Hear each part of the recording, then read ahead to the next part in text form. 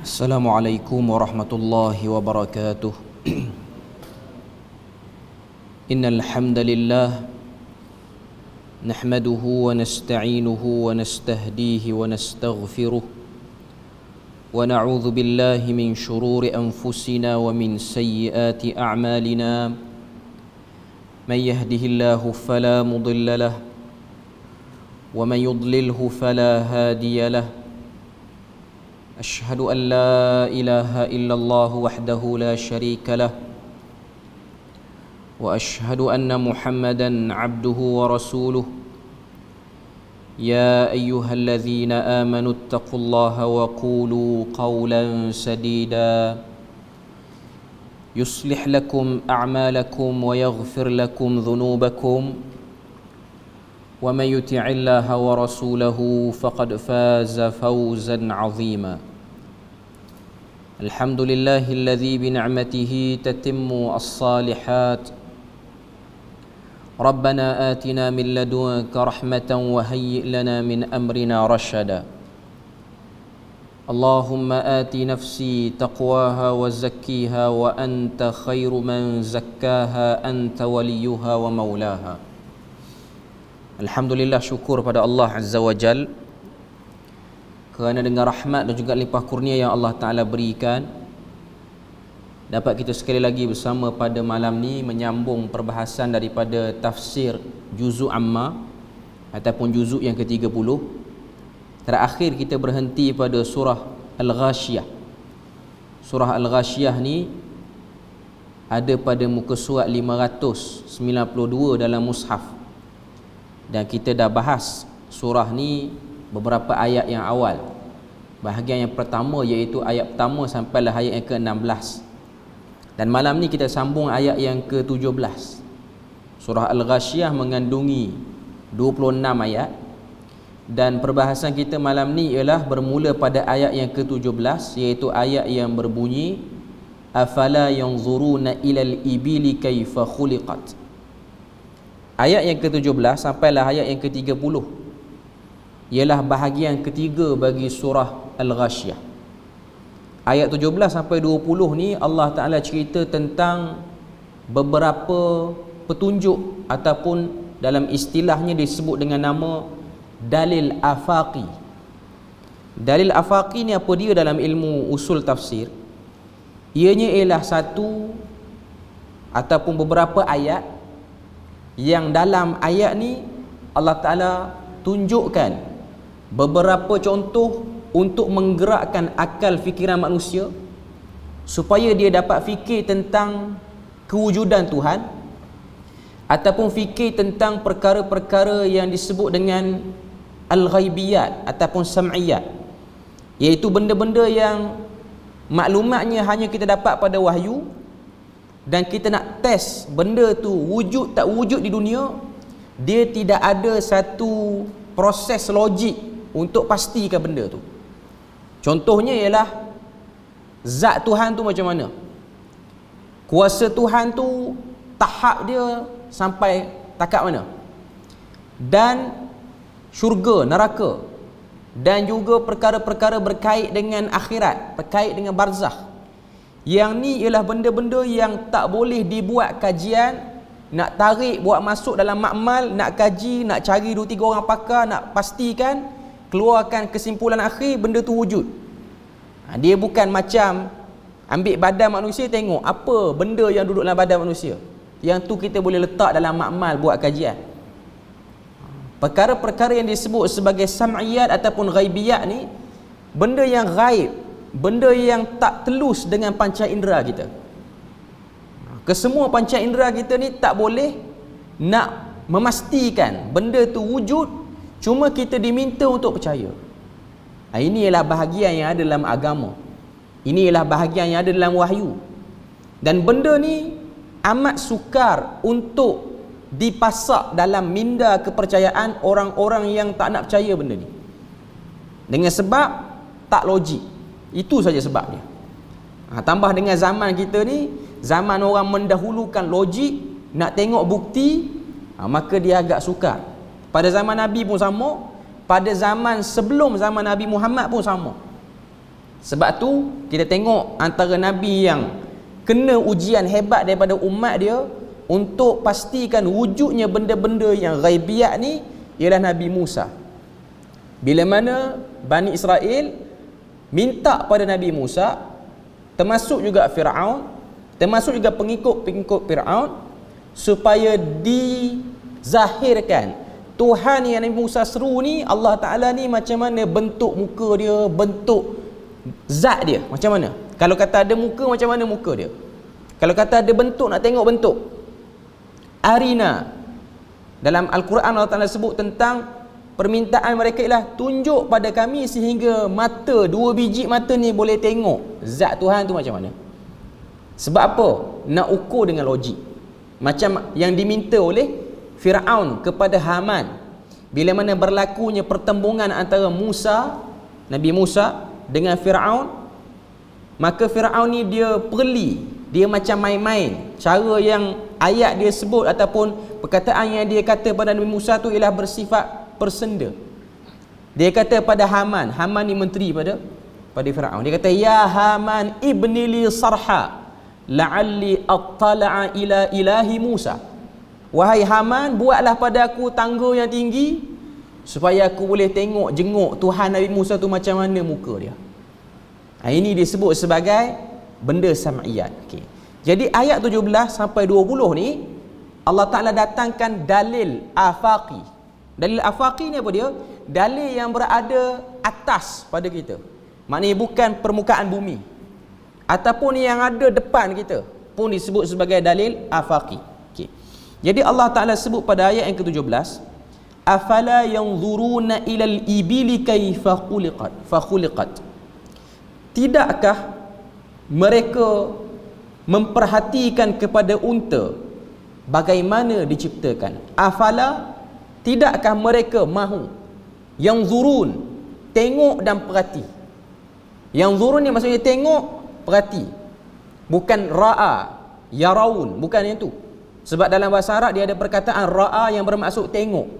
Yang tu tengok ialah macam mana kita tengok tiang masjid, tengok tangga masjid, just tengok. Tak perlu apa-apa yang kena perhati, tak perlu kena buat satu analisis, kena fikir, kena ambil masa. Aku tengok ni apa benda yang aku tengok. Okay. Tapi bila mana guna perkataan yang zurun, maknanya arahan tengok tu beza dengan tengok saja. Apa yang sebenarnya Allah Ta'ala suruh kita tengok. Okay. Maka Allah Ta'ala kata, kaifa khuliqat. Bagaimana mereka diciptakan, iaitu unta itu diciptakan. Unta ni pun banyak jenis. Ada naqah. Naqah ni unta betina. Dan banyak lagi lah perkataan-perkataan Arab lain. Cuma Tuhan guna al-ibili ataupun al-ibil. Unta secara umum. Maknanya semua jenis unta ni kita akan panggil unta. Dalam bahasa Arab dia akan panggil ibil. Macam kita dah, lembu ni ada macam-macam jenis. Orang yang pelihara lembu dia akan tahu. Orang yang tak tahu tentang jenis lembu ni, dia tengok lembu sama. Tapi orang yang tahu tentang lembu, dia akan tahu, okay, lembu ni baka ni, lembu ni baka ni. Sama juga dengan Arab. Sebab binatang yang berkeliling dengan masyarakat Arab ialah unta. Kita orang Melayu tengok unta sama. Unta ada bonggol belakang. Unta tempat lain ada bonggol 2, setengah-setengah tempat. Unta yang jenis ni bukan sesuai untuk dijadikan sebagai ternakan, tapi dia sesuai dijadikan sebagai kenderaan, tunggangan. Yang ni orang yang bermain dengan unta dia tahu. Okay. Sekarang ni Allah Ta'ala kata, afala yanzuruna ilal ibili kaifa khuliqat. Tidakkah kamu lihat, perhati bagaimana unta itu diciptakan? Sebab unta ialah binatang yang paling dekat dengan masyarakat Arab pada waktu tu, kena dengan keadaan masyarakat yang duduk di padang pasir. Okay. Cerita dia sebelum daripada turun ayat ni ialah ejekan orang-orang kafir, ejekan orang-orang musyrikin. Bila mana turun ayat cerita tentang neraka, Allah Ta'ala turunkan ayat, Nabi pun baca ayat tu kepada orang-orang kafir. Neraka ni macam-macam bentuk seksaan. Antara seksaan yang akan diterima oleh ahli neraka ialah mereka akan makan satu jenis makanan yang disebut dengan nama zakum. Buah ataupun tumbuhan ni, zakum ni dia ada duri, buah yang berduri. Okay. Jadi orang-orang kafir ni, terutamanya Abu Jahal, dia dengar ayat tu sebut macam tu, dia kata apa nak takut makan buah ada duri, sedangkan unta yang kita pelihara ni pun makan pokok berduri, takkan kita tak boleh makan? Ngejek, sindir dah. Dia buat macam tu. Maka Allah Ta'ala pun turunkan ayat ni. Allah Ta'ala nak buat persamaan, sebab sepatutnya manusia dia tak boleh samakan diri dia dengan binatang. Walaupun nampak macam cerdik apa yang Abu Jahal tu sebut, tapi sebenarnya percakapan yang disaluti dengan kebodohan Abu Jahal tu sendiri, ataupun orang-orang yang bersama dengan dia orang lah. Jadi bila mana dia sebut macam tu, Allah Ta'ala berkata afala yanzurun, kamu kena tengok unta tu. Kamu jangan pelihara saja, kamu jangan ambil hasil je dengan unta, tapi tengok unta yang kamu pelihara tu, kamu tunggangi dia, kamu sembelih daging ni untuk kamu makan, sebenarnya tak seperti mana yang kamu anggap. Dia bukan hanya binatang semata-mata, tapi dia ada tanda-tanda kebesaran Tuhan yang perlu kamu beri perhatian pada unta tu. Dalam syarah disebut, apakah mereka tidak yang zurun, iaitu merenung dengan teliti bagaimana unta telah dijadikan. Al-ibili adalah kalimah yang selalu digunakan untuk unta, kerana unta ialah satu benda yang biasa di tanah Arab. Maka mereka menggunakan banyak kalimah untuk membezakan unta dengan jenis-jenisnya. Ibil ni perkataan umum, ada perkataan-perkataan lain, unta jenis ni, unta betina, ni unta yang kecil, ni unta yang besar, macam-macam perkataan dalam bahasa Arab. Allah Ta'ala menyuruh kita melihat kepadanya kerana pada unta itu ada perkara yang amat berguna sekali. Sini dia terang sikit, dia kata unta itu amat sesuai untuk digunakan di padang pasir. Sifatnya yang kurang minum air dan makanan memang patut berada di padang pasir, kerana tabiat padang pasir itu kurang air dan kurang sumber makanan. Jadi ada satu binatang dan dia duduk pada pasir itu, dia jenis binatang yang jarang minum, jarang juga makan, tapi dia tak sekerap binatang yang lain, sebab memang sifat dia kurang makan. Bunyi dia pun tak mengganggu, dan dia antara binatang yang tulus samt, banyak diam pada bunyinya. Itu yang ada pada unta. Selain dari itu, unta juga boleh bergerak lama di padang pasir tanpa makan dan minum. Selain itu, boleh memberi susu kepada pemiliknya, dan susu itu menjadi sumber kekuatan kepada sesiapa yang meminumnya. Sebab tu antara kategori susu-susu ni, yang paling terbaik di tanah Arab, susu lembu dulu, lepas tu susu kambing, lepas tu susu unta. Cuma kita, orang Melayu kita ni pergi buat umrah, dia berebut nak minum susu unta dulu, sebab kambing dengan lembu ni mungkin dah biasa tempat kita, jadi kita rasa macam biasa lah. Tapi sebenarnya dari segi grading, lembu dulu, baru pergi kepada unta dan kemudiannya lah. Ada kelebihan dia, ada juga dia punya, kata apa, dia punya keistimewaan dia. Cuma nak katanya, antara keistimewaan unta ni, dia boleh ditunggangi dan boleh dimakan. Macam binatang lain, ada binatang kita boleh tunggang, tak boleh makan, ataupun khilaf pada makan. Contohnya kuda. Masyarakat Melayu kita ni ada sebahagiannya pelihara kuda, tapi nak jumpa orang Melayu makan daging kuda jarang. Mungkin ada, tapi jarang. Dan ada perbahasan khilaf di kalangan para ulama tentang bab makan daging kuda, boleh ataupun tidak. Ada setengah-setengah bangsa di dunia ni, terutamanya orang-orang yang duduk di kawasan Stan country, Uzbek, kawasan-kawasan Tajikistan apa semua, antara kebiasaan dia orang adalah dia orang makan daging kuda. Dan daging kuda tu ada side effect pada orang yang selalu makan. Dia adalah perubahan pada tubuh badan dia. Antaranya degupan jantung akan lebih laju pada orang normal, sebab sifat kuda tu memang degupan jantung dia laju. Dan degupan jantung ni kalau laju pada manusia, dia tak baik, dia tak elok sangat. Dia kena normal dia tak boleh berdegup terlalu kencang. Kalau kita buat kerja-kerja berat, kita bersukan ke apa, degupan yang kencang tu normal. Cumanya duduk saja pun berdegup kencang, itu benda yang tak normal bagi seorang manusia. Sebab tu ada khilaf di kalangan para ulama tentang bab jenis-jenis haiwan yang boleh dimakan. Bahkan benda ni khilaf yang besar dalam mazhab. Cuma masyarakat Melayu kita ni dengan kuda dia jaranglah dengar orang Melayu makan kuda ni, jarang. Okey. Pelihara kuda mungkin. Okey. Tapi unta normal lah. Dia bukan benda yang menjadi permasalahan sangat. Okey. Cuma kita orang Melayu ni jarang dapat makan unta tu, jarang. Nak dapat peluang makan unta ni biasa orang pergi buat umrah lah. Tu pun tak semua orang pergi buat umrah mampu. Sebab harga daging unta ni, hidangan daging unta dengan nasi tu, dia paling murah pun 90 rial. Tu harga sebelum Covid. Saya ingat pergi umrah yang sebelum Covid tu 90 rial lah paling murah. Sekarang ni dah naik 250 rial setalam. Tapi ramai orang Malaysia makan. Orang Malaysia makan lagi ramai pada orang Arab makan. Tu yang pelik tu, orang Malaysia ni dia tak ada duit. Lepas pada 2 tahun kena Covid, dia pun mengungut tak ada duit. Tapi habis-habis Covid, duit tu datang dengan cepat. Ada pula duit. Sebab tu tuan-tuan tengok ramai orang pergi buat umrah. Ada yang susah, tapi ada juga yang mulut je kata susah tapi kaya je pun. Okay. Ada orang macam tu. Okay. Makan daging unta ni dalam mazhab Syafi'i boleh. Tapi siapa yang makan daging unta, walaupun dia tak kentut, dia kena tajdidul wuduk.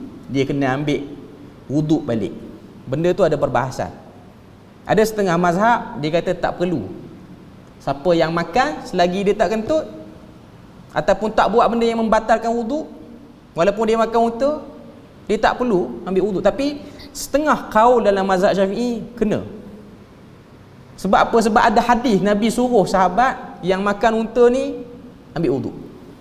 Tapi tuan-tuan yang pernah makan, tuan-tuan akan tahu, orang yang makan daging unta ni memang dia mudah untuk keluar angin sebenarnya. Mungkinlah daging unta tu menjadi satu benda yang boleh mengeluarkan angin, tapi ada setengah mazhab dia kata tak batal pun, tak kentut pun, kena ambil. Antaranya satu kaul dalam mazhab Syafi'i. Jadi tuan-tuan yang nak pegang pandangan ni, lepas makan unta tak boleh semayang, melainkan kena ambil wuduk dulu. Ada perbahasan. Ada perbahasan dalam bab tu lah. Okay. Cuma nak katanya unta ni lah binatang yang orang kata apa, yang paling dekat dengan masyarakat Arab. Sebab itu binatang yang paling banyak. Okay. Dan selain pada tu ada hadis menunjukkan tentang apa yang istimewa pada unta ni ialah pada air kencingnya. Sebab ada satu hadis, satu kumpulan ni daripada satu kampung, saya tak ingat kampung mana, dia mengadu pada Rasulullah dia demam, kampung demam, maknanya demam yang berjangkit. Maka Nabi kata, dia orang main minta ubat dengan Nabi. Nabi kata ubat itu ada pada air kencing yang terdapat pada unta kamu. Maknanya unta-unta yang kamu pelihara tu, itulah ubat dia. Dia orang pun minum, kebah demam tu. Sebab tu ada kajian yang dibuat di Jeddah ni, ada satu tempat kajian apa yang ada dalam air kecil unta. Maknanya unta ni dia tak makan benda mengarut, dia pilih makanan dia. Okay. Orang-orang kita yang pergi buat umrah ni, dia akan tengoklah kalau pergi ladang unta ni, selain pada minum susu, antara yang ada dalam produk-produk unta ni lah air kencing unta. Tuan-tuan pergi buat umrah, tuan akan tengok dia ada orang yang jaga unta tu lah, dia akan letak dalam botol mineral ni yang besar sikit lah, air kecil unta. Ada orang Malaysia kita beli, yang saya bawa buat umrah pun ada yang beli. Cuma saya tak sarankan sebab dia ada kes itu bukan air kecil unta, itu air kencing tuan unta tu. Okay. Dah lah tuan-tuan kena kencing duit dah, minum pula air kencing kawan tu yang betul-betul kena kencing lah. Okay.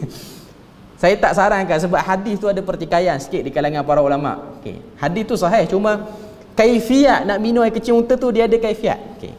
Cuma yang kita tengok dalam Bahrul Mazi yang disebut oleh Idris Al-Marbawi, dia tulis, dia datangkan banyak kaul. Dia kata yang paling tepat bagi pandangan Syekh Idris Marbawi lah, orang yang nak minum air kecil unta ialah orang yang ada penyakit sahaja. Kalau yang sihat, tak ada penyakit, tak ada pasal nak pergi minum. Sakit pun minum. Okay. Maknanya diperlukan waktu sakit. Zaman sekarang ni, tuan-tuan nak minum, tuan-tuan kena dapatkan nasihat daripada pakar lah nak minum tu. Kalau sihat, tak ada apa sakit, tak payah minum. Minum susu dia saja. Minum susu dia okey. Okay. Tapi untuk minum air kecil unta, tuan-tuan ada sakit, demam ke, boleh lah. Sebab berdasarkan hadis tu, dia orang demam, bukan dia orang lepas pada demam, dia orang jadikan air kecil unta tu minuman harian, bukan. Waktu demam tu je. Dia orang tak buat sebagai minuman harian. Cuma nak katanya pada unta tu dia ada bermacam-macam kata apa, keistimewaan dia lah. Okey. Dan yang paling jelas bagi masyarakat Arab jahiliah ni ialah unta ni dia boleh mengunyah tumbuhan yang ada duri.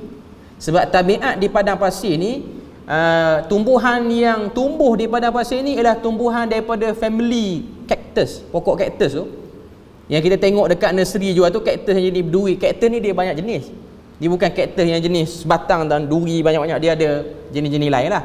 Dan unta ni dia makan tumbuhan tu. Dan mulut dia tak luka kalau dia makan benda yang berduri tu, dia tak luka. Sebab Tuhan jadikan pada bibir unta ni dia boleh kata apa, dia boleh asingkan di antara duri dengan daun dia. Dia macam lembu juga. Lembu bila mana dia meragut rumput, dia akan ragut dia dulu. Dia makan, dia simpan pada perut yang pertama, lepas tu dia duduk relax, dia keluarkan balik rumput tu, baru dia kunyah. Orang yang pelihara lembu dia tahulah. Sebab lembu ni dia ada 4 perut dalam badan dia. Dan perut tu ada fungsi-fungsi. Dia ambil dulu, lepas tu dia akan asingkan balik. Itu yang ada pada binatang. Begitulah kelebihan unta dan macam-macam lagi kelebihan unta itu. Allah Azza wa Jalla jadikan unta amat sesuai untuk hidup dan berkhidmat kepada manusia yang hidup di padang pasir. Di tempat yang ada banyak padang pasir, Allah Ta'ala meletakkan binatang seperti unta untuk berkhidmat di sana. Memang berguna sungguh unta itu, tidaklah seperti musyrikin Mekah itu. Itu poin dia. Unta yang diorang pelihara tu lagi bagus daripada tuan unta tu. Sebab unta, mereka ada sikap taat kepada tuan dia. Dan unta ni dia tidak akan meragam, melainkan ada sebab. Dia bukan macam binatang lain. Binatang lain dia meragam, tak ada sebab pun dia meragam. Unta kalau kita elok, kita tak buat aniaya dia tanpa sebab, dia akan patuh pada kita. Dia akan patuh. Sebab tu antara binatang yang kita nak tunggang dan dia akan duduk ialah unta. Binatang lain kita nak tunggang, dia tak boleh duduk. Kuda, kita nak naik kuda, kita kena panjat atas belakang dia.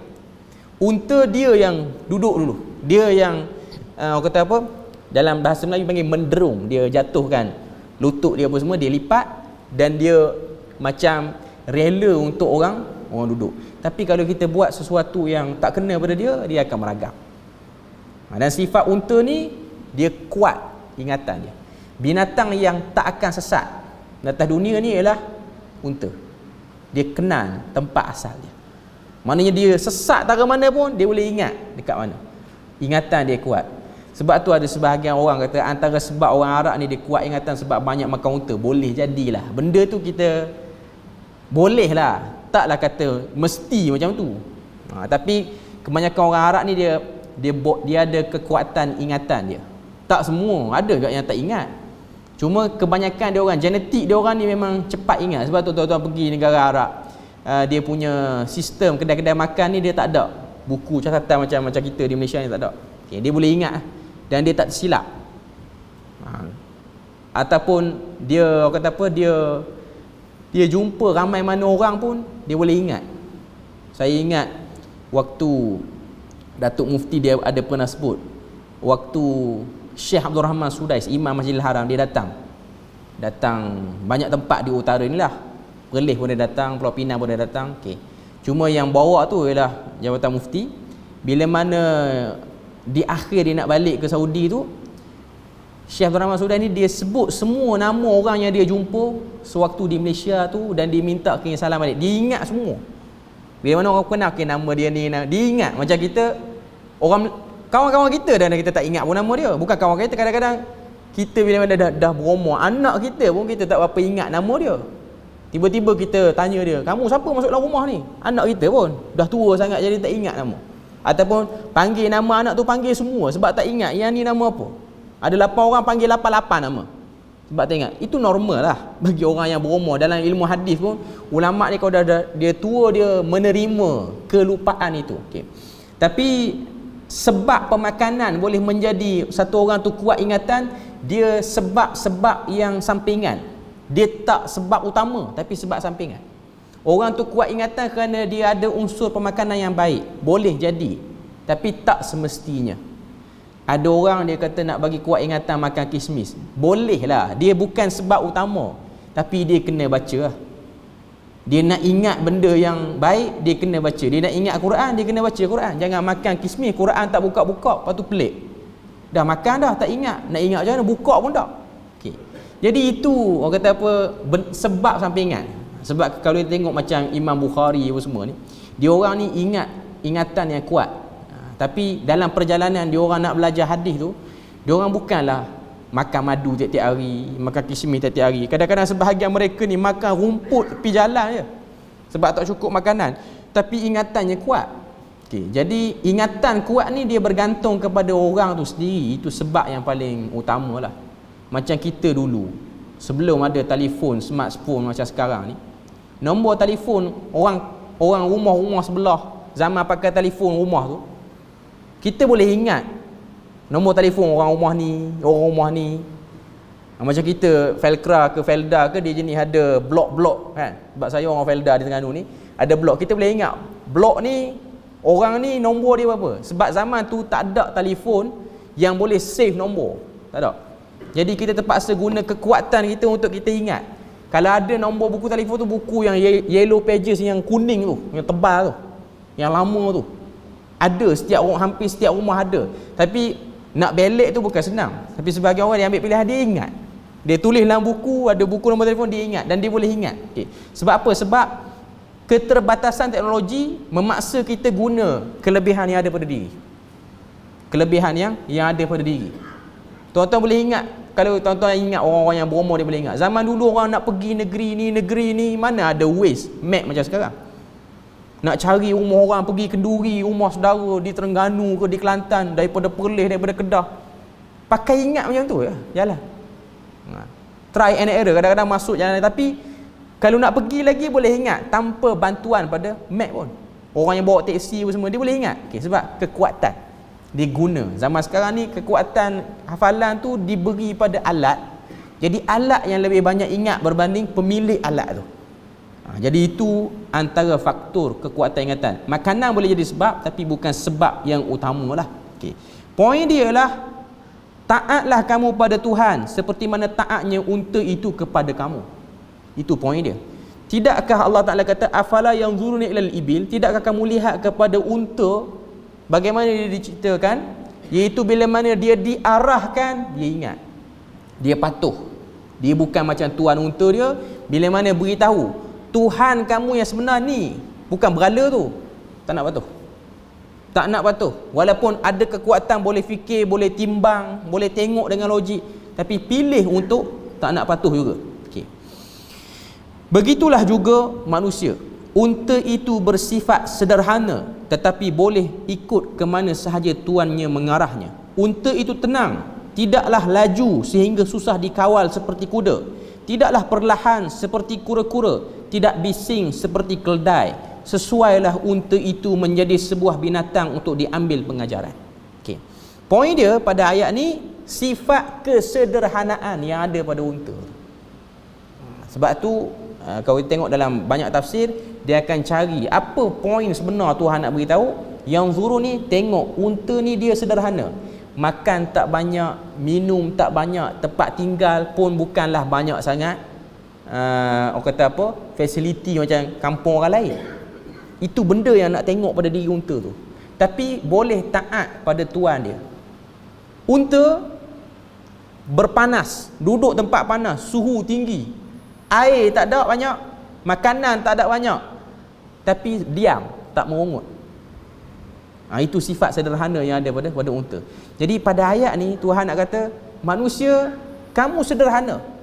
Kamu jangan ikut hawa nafsu kamu yang nak lebih sentiasa. Jangan jadi macam orang musyrikin Mekah, kerana nakkan pengaruh, sanggup mendustakan Nabi yang datang pada kaumnya sendiri, kerana nak nampak pandai lebih daripada Nabi Muhammad, sanggup pergi ambil maklumat daripada orang Yahudi, sedangkan Yahudi itu bukanlah penunjuk kebenaran pun. Yahudi bagi maklumat-maklumat pada orang Arab ni ialah untuk membodohkan orang Arab, bukan nak mencerdikkan orang Arab. Nabi Muhammad dia datang untuk mengangkat Arab tu, mengangkat bangsa tu jadi mulia. Jadi bersederhana. Manusia kalau dia cari lebih, Dia yang letih. Itu sikap yang kita boleh tengok yang ada pada unta yang Allah Ta'ala nak suruh kita perhati. Itu ayat 17. Ayat 18, wa ilas samai kaifa rufi'at. Dalam syarah dia kata seorang manusia kena berfikir perkara-perkara yang tinggi, tidak memikir tentang dunia sahaja. Tengok ayat ni, wa ilas samai kaifa rufi'at, dan langit bagaimana ia ditinggikan. Langit ni dia tinggi. Di manakah langit bermula? Khilaf di kalangan orang yang kaji tentang ilmu bumi ni, bahkan di kalangan ulama pun. Ada ulama kata langit ni apa yang atas pada permukaan tanah ni langit. Maknanya kita ni dah duduk dalam langit, ikut takrif tu lah. Ada yang kata langit tu yang kita dongak nampak biru tu langit tu. Dan ada macam-macam, ada yang kata luar pada bumi. Tapi poin dia lah, langit ni lah benda yang tinggi. Biasanya bila mana sebut langit, dia tinggi, rufi'at. Jadi nak tunjuk pada kita dengan sifat yang sederhana yang ada pada unta, dia nak pergi pada sifat berfikir pada benda-benda yang utama sahaja. Manusia ni dia kena buat kerja atas dunia ni, dia hidup, dia bukan fikir benda-benda yang akan musnah. Dia kena fikir benda yang bersifat kekal, iaitu akhirat. Jadi Allah Ta'ala cuba gambarkan sifat langit itu, tunjuk pada kita ialah satu sikap yang manusia kena ada. Walaupun hidup sederhana, pemikiran kena jauh lebih ke hadapan, lebih tinggi, lebih ke atas. Bukan fikir nak naik kapal terbang. Ada orang dia ingat fikir tinggi ni kira nak cari tiket kapal terbang lah. Bukan. Pemikiran tinggi ni ialah sedar. Hidup atas dunia, kalau tak dapat apa yang orang lain dapat, bukan masalah besar pun. Hidup ada peluang boleh beli rumah, beli rumah. Ada peluang boleh pakai kereta, pakai kereta. Ada peluang boleh kerja dengan jawatan yang elok, kerja. Ada peluang boleh belajar, belajar. Tapi untuk dapat fikir tu, nak dapat yang tu saja, itu pemikiran rendah, walaupun orang nampak benda tu tinggi. Itu yang kita kena faham. Sifat langit tu dia tinggi. Sifat langit tu dia tinggi. Maknanya manusia harus berfikir pada perkara-perkara yang tinggi, yang lebih ke hadapan, bukan berfikir tentang dunia. Jangan hanya fikir setakat mati. Ada orang dia fikir sebab apa dia beli rumah banyak, sebab apa dia ada kereta banyak, dia ada ladang banyak, sebab dia bimbang dia mati, orang yang dia tinggalkan tu susah ataupun tak dapat hidup dengan baik sebab tak ada peninggalan yang banyak. Macam sebahagian kita sebut secara umum, dia fikir kalau dia tak ada duit sebanyak mungkin, tak ada rumah sebanyak mungkin, tak ada tanah sebanyak, tak ada harta lah istilah mudahnya, bimbang takut anak-anak ni tak cukup, tak dapat. Sedangkan dengan sebab hidup dia tu duk kumpul yang tu, dia tak sempat beramal untuk dia selamat di alam barzah pun. Itu benda dia. Sebab tu satu orang, Umar bin Abdul Aziz, dia ni khalifah lah, Amirul Mukminin, cicit daripada Umar Al-Khattab. Sebahagian ulama memasukkan dia ni Khulafa Ar-Rashidin yang kelima, padahal dia jauh daripada sahabat, tapi dengan sebab warak dia tu. Orang pernah tanya, Rajab bin Haywah pernah tanya kepada dia. Rajab bin Haywah ni siapa? Penasihat kepada Umar bin Abdul Aziz. Dia tengok Umar bin Abdul Aziz ni ada anak, perluasan kuasa dia pun luas zaman dia khalifah. Rajab bin Haywah tanya, wahai Amirul Mukminin, kamu tak nak ke simpan sebahagian harta untuk kemudahan anak-anak? Maknanya lepas pada kamu mati ni, anak-anak ni adalah sikit harta yang kamu pusakakan. Umar bin Abdul Aziz ni terkenal, dia orang kaya, tapi dia jadi mukmin, dia jadi sederhana. Dia tak miskin, dia sederhana. Sederhana dia tu, harta dia ada tapi tak banyak. Kalau pusakakan pun bukanlah harta yang bersifat iqar. Iqar ni maksud dia tanah yang tak boleh dipindah. Jadi Rajab bin Haywah tanya benda tu kepada Umar bin Abdul Aziz. Kata Umar bin Abdul Aziz, aku tak akan tinggalkan harta yang banyak untuk zuriat aku. Aku cuma akan tinggalkan pesanan ketakwaan. Kalau dia bertakwa, Allah Ta'ala akan beri pada dia banyak. Sebab apa? Wa may yattaqillaha yaj'al lahu makhraja. Itu kita sebut ayat 1000 dinar. Tapi ayat tu ialah ayat tentang mafhum takwa dan mafhum sumber rezeki tu di mana. Nak faham benda tu. Cuma nak katanya ialah pemikiran yang tinggi ialah fikir pada benda yang penting. Meninggalkan zuriat yang tak ramai tapi berkualiti lebih baik daripada meninggalkan zuriat yang ramai tapi tak boleh tolong apa pun kita di akhirat, bahkan menjadi beban di akhirat. Bukan kempen tak nak bagi anak ramai, tapi nak kena fikir kita kena rancang pada benda yang lebih utama. Ada orang dia rancang rumah, rancang tanah, okay. Dia meninggal, elok anak tu dapat bahagian, tak sampai 10 tahun anak jual semua, jadi miskin habis balik, okay. Sebab yang ditinggalkan hanya material, tak ditinggalkan ilmu mengurus harta itu. Jadi itu benda yang disampaikan dalam surah Al-Ghasyiyah ni. Persediaan menghadapi akhirat. Akhirat bukan benda main-main. Berkeluarga bukan hanya berkeluarga di dunia, tapi nak bawa keluarga tu sampai ke akhirat. Macam mana kita gembira tengok family balik air raya, macam itulah gembira tengok muka-muka ni ada dalam syurga, sama sekali.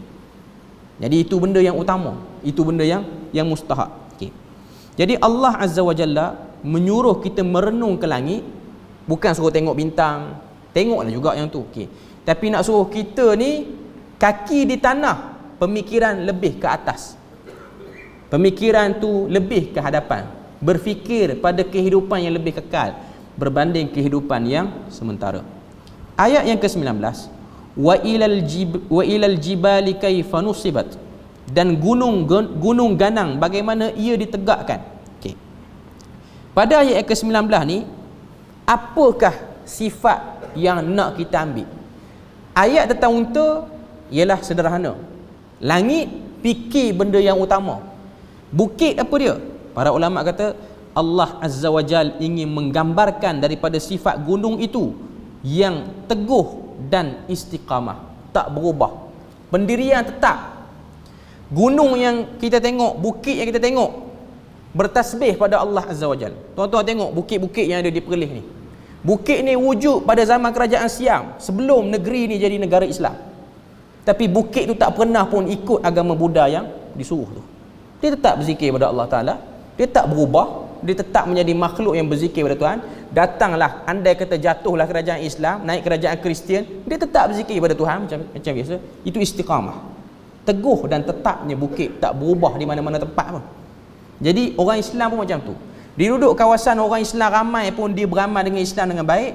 Duduk kawasan Islam tak ramai pun macam itulah dia. Itu istiqamah, okay. Itu secara umum, saya nak sebut secara umum je lah, okay.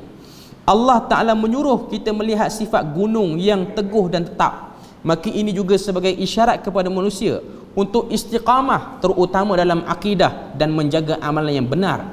Jangan bergoyang ke kiri dan ke kanan, senang ditiup angin ke sana dan ke sini. Bila sudah memegang ajaran tauhid dan ajaran sunnah, tetap terus berpegang, tidak kisah apa orang kata, terus berpegang kepada ajaran yang benar. Itu hikmah daripada ayat. Allah Ta'ala sebut wa ilal jibali kaifa nusibat, bagaimana kami teguh dan tetapkan. Kalimah nusibah itu menggambarkan tegak, teguh, tak bergoyang, walaupun kadang-kadang berlaku gegaran. Bumi ni, kerak bumi yang di bawah ni, hakikatnya dia bergerak. Negara kita pun mengalami benda tu. Cuma kita punya Malaysia ni, dia bukan berada dalam lingkaran api Pasifik. Waktu kerak tu bergerak, dia sehingga menghasilkan gempa bumi. Negara kita tak ada dalam lingkaran tu. Indonesia ada, sebahagian negara-negara jiran kita ada. Maknanya waktu kerak bumi tu bergerak, rasa, orang duduk atas rasa. Kerak bumi tu sifat dia memang bergerak pun. Cuma dia bergerak sama ada orang perasan ataupun orang tak perasan. Ada negara yang perasan, macam Jepun, negara yang memang kerap menerima gempa bumi. Tapi gunung tu dia tetap teguh macam tu, digoncang daripada bawah, tapi tidak menyebabkan gunung tu nak lemah, nak jatuh, tiba-tiba dia nak berkecai, tak ada. Dia hanya akan berkecai hanya kerana takut pada Allah Azza wa Jalla. Macam yang disebut dalam surah Al-Hashr, Allah Ta'ala sebut lau anzalna hadzal qur'ana ala jabalin la ra'aitahu khashi'an mutasaddian min khasyatillah. Sekiranya kami turun, letakkan Al-Quran itu di atas gunung, gunung itu akan hancur, pecah, tunduk khusyuk kerana Allah. Dia tak tunduk pada kerajaan yang memerintah kawasan tu, dia tunduk hanya pada Allah. Itu contoh yang tuan-tuan kena tengok. gunung ni duduk di negara mana, kerajaan mana yang merentah, dia tak akan ikut agama kerajaan tu. Dia kekal sebagai makhluk yang bertasbih pada Allah Azza wa Jalla. Ayat yang ke-20. Setelah melihat gunung, Allah Ta'ala mengajak pada kita, wa ilal ardi kaifa sutihat, dan bumi bagaimana ia dihamparkan. Pada ayat ni Allah Ta'ala nak suruh kita ni ada sifat apa? Sifat rendah diri. Dalam ayat ini, sebagaimana sifat bumi itu menjadi tempat kita pijak dia, maka manusia kena ada satu sifat, iaitu rendah diri. Rendah diri ni bukan makna kata kita hina diri, orang pijak kepala kita, bukan. Rendah diri ni kita tak angkat diri kita. Walaupun kita ni orang yang ada nama, kita tak angkat diri kita. Sebab perbuatan angkat diri ialah perbuatan makhluk lain. Siapa makhluk tu? Iblis yang duk buat benda tu. Dia yang angkat diri dia. Sifat bumi. Sebab tu Tuhan jadikan kita daripada tanah. Tanah tu ambil pada bumi lah. Okay. Hakikatnya manusia dia tak layak jadi makhluk yang sombong. Sebab asal kejadian tu ialah berada di pijakan orang. Asal kejadian. Okay. Jadi ini ialah beberapa sifat. Ayat yang ke-17 sampai ayat 20 ni, saya senaraikan sifat-sifat yang utama ni supaya kita akan nampak. Dengan sifat-sifat ni lah dia akan menyebabkan kita mudah tunduk pada wahyu. Hidup sederhana, pemikiran luar pada kotak, tinggi macam langit, teguh istiqamah, rendah diri. 4 sifat ni ada pada kita, ayat Quran tu akan mudah cair dalam hati orang tu. Dia tak akan jadi baca kerah juga hati. Kalau kurang 4 sifat ni, maka ayat Quran tak makan hati orang tu, tak masuk elok. Tuan-tuan boleh orang kata apa, boleh undur balik. Malam ni rakaman je, mungkin ada lepas pada ni kata live tak boleh nak buat. Okey. Lepas pada ni boleh check balik. Cuma ayat 17, afala yanzuruna ilal ibili kaifa khuliqat, itu ialah sifat sederhana. Bagaimana unta tak ada fasiliti pun taat. Sebab ada orang dia nak tempat dia elok baru dia nak taat pada arahan Tuhan. Lagi tempat dia tak elok tak nak taat. Macam Bani Israel. Elok dah makanan pada langit, manna wa salwa turun, gatal. Orang kata apa? Rasa tak puas, nak minta pula makanan pada bawah bumi.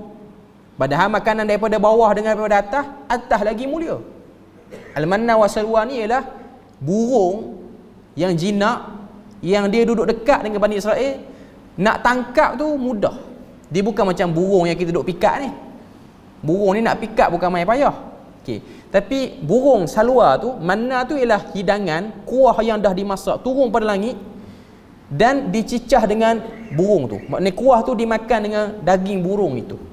Burung tu jinak, burung tu direlakan untuk ditangkap dan disembelih dan dimakan dan dibakar. Itu makanan pada langit Tuhan beri pada Bani Israel. Tapi Bani Israel ni dia ada sikap degil, dia tak nak hidup sederhana, bahkan dia orang hidup dalam keadaan membazir. Dapat idea minta. Dulu masa duduk di Mesir, di bawah cengkaman Firaun, biasa makan bawang, biasa makan kacang, minta sikitlah makanan pada bawah pula. Ini bukan sikap sederhana. Ini sikap orang yang lemak, istilah kita. Itu sikap dia. Kita beri lalu azal dulu. Okey, kita buat kesimpulan akhir. InsyaAllah kita akan sambung pada kali seterusnya ayat 21 sampai 26 tu. Dan malam ni ayat 17 sampai ayat 20, kesimpulan dia, bila mana Tuhan suruh tengok pada unta, bukan tengok unta tu, bukan tengok sedap juga makan nasi unta, bukan tengok itu. Tengok kesederhanaan yang ada pada unta. Okay. Tengok pada langit, bukan hanya melihat langit cantik, tunggu bulan purnama, bukan. Isyarat kepada fikir benda-benda yang penting, benda-benda yang duduk pada peringkat atas, iaitu akhirat. Okay. Yang ketiga ialah arahan melihat kepada bagaimana gunung itu tegak dan juga teguh. Itu ialah perlambangan kepada sifat istiqamah. Digoncang, gempa bumi, kerajaan mana pemerintah, bukit tu duduk dalam negeri mana pun, dia tetap menjadi makhluk yang bertasbih pada Allah Azza wa Jalla. Okay, mana istiqamah, itu sifat yang ketiga. Yang keempat ialah melihat kepada permukaan bumi. Wa ilal ardi kaifa sutihat. Iaitu Allah Taala sebut wa ilal ardi kaifa sutihat, maksud dia apa? Dan tengok bagaimana bumi itu dihamparkan. Dihamparkan tu ada dua maksud. Pertama, rendah diri. Yang kedua, mudah memberi pertolongan dan memberi manfaat pada orang. Sebab sifat tanah ni dia beri manfaat pada orang. Kerana tanah lah banyak benda kita boleh buat. Tak boleh buat rumah kalau tak ada tanah. Walaupun rumah sekarang pakai simen, tapi simen tu pun nak kena campur dengan tanah juga. Okay. Cuma nak katanya ialah walaupun dipijak tetap memberi manfaat pada orang. Rendah diri, tak perlu angkat diri. Ada orang dia angkat diri, dia tu apa yang dia buat pun tak tahu. Buat status tunjuk mesyuarat tu mesyuarat ni, entah masalah umat apa yang dia selesai pun tak tahu. Tapi ada orang dia suka angkat macam tu. Okay. Cuma 4 sifat itulah menjadi pelebur kepada benteng-benteng untuk kita payah merasai keagungan Quran. Kalau ada 4 sifat ni, kita akan mudah menerima pengajaran daripada Al-Quran.